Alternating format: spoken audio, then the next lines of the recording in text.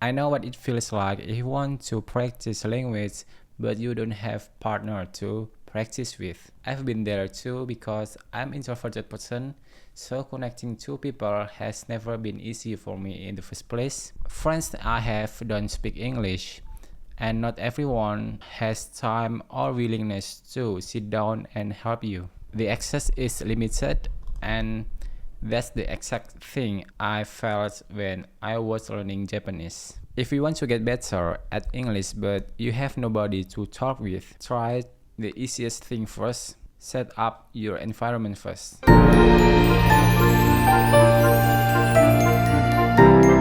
Practice by solo speaking. What is it actually? Talk to a mirror or just record yourself. Use the technology you have, smartphone, laptop, or PC. Talking to a mirror or recording yourself does two things. First, it builds your confidence because you get used to hearing your own voice speak English out loud. And second, it builds muscle memory because your mouth needs practice to form the sounds over time. For me, it just happens randomly in my room. It's not a fixed schedule. I just press record button and record it myself and review it. It's not a full rehearsal, it's just a few sentences. And it doesn't need to be structured to work. I can see the difference when I compare my old videos and the current ones. I felt more natural and confident. And that happened because I kept going anyway. I just pressed the record button, talking to a camera again and again without thinking it's a practice. The other thing I do, even without meaning to, is read out loud. For me, it's just reading my own script before recording, but you don't need a script. It doesn't matter what you read, a book or whatever is open on your phone. Instead of reading it silently, try to speak it out loud. It trains your muscle memory and it trains you to pay attention to pronunciation. Also, it forces you to decode the words instead of just skimming past them. Beyond pronunciation, it will enrich your vocabulary. You will find words that you don't always encounter in real life conversation, and reading out loud helps them to stick with your own memory. I usually curated my feeds on social media. If it sounds interesting and it's in English, I just press the follow button. It doesn't matter what the topic is. For me, usually I always follow memes, quotes, or cats.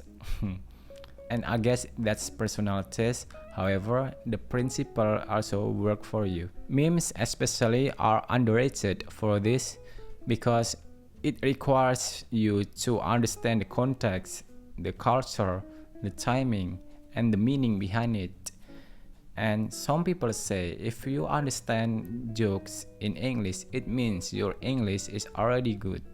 And there's a truth in that because comedy and wordplay require you to grasp the language deeper than just a basic vocabulary. I personally avoid topic that related to politics and news because I want things lighter. You can also join Facebook group where people are actually meant to practice, and there are a lot of groups there. Just try to join it. The same idea, just surround yourself through the things you are already curious about. And another option is try to talk with artificial intelligence or AI. A lot of people already use AI in their daily use. Try to challenge yourself to talk it in English. One thing that makes AI different from recording to yourself is the real-time response. You're not recording something and waiting to get feedback. Instead, you just casually talk with it. It happens in back and forth conversation, which feels a lot closer to real speaking practice. What's really surprising me is I'm already comfortable to talk in English rather than my mother tongue to AI. And I usually ask about ideas or just casual conversation. Your input and output are balanced.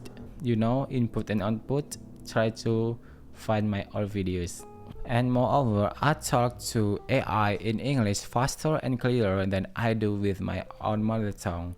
That still catches me off guard sometimes. However, I don't recommend you to rely too much on AI because recently I observed that a lot of people are talking like AI generated text without noticing it.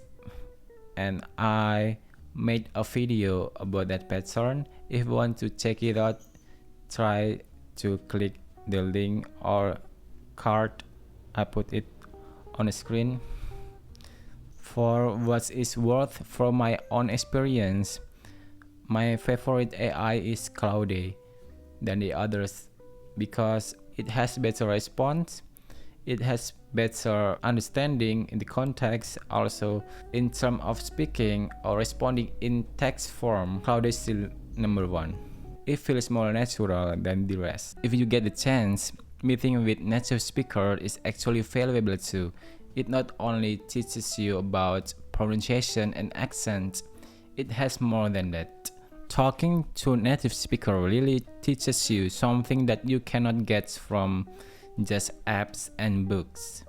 You start understanding the context you would otherwise miss. You start picking up the tones, the meaning behind the words, the emotion, the depth, and also intention behind the phrase, reading between lines, and the tones that doesn't directly translate. Those are things only coming from the real conversation. But you don't have to meet with native speaker because not everyone has that access. And that's completely fine because it's just a bonus, not a requirement. So that's really it. You don't need a study partner or perfect environment to get started. You just need to use what's already around you, whether it's your phone, your own voice, or the tool that you have access to it. Even now I'm learning Japanese and I'm doing the exact thing. I build my own environment and immersion by myself. The same principle we just talked about. I guess that's all. As always, take care of yourself and I'll see you in the next video. Bye. So if I measure my weight on the moon, it will have a different result compared to I measure my weight on the earth, right? Exactly right. Your weight on the moon would be about 6 times less than on Earth, even though your mass stays exactly the same. So if you weigh, say, 600 newtons on Earth, on the moon, you'd only weigh around 100 newtons because the moon's gravity is much weaker. How about if I measure my weight on equator line?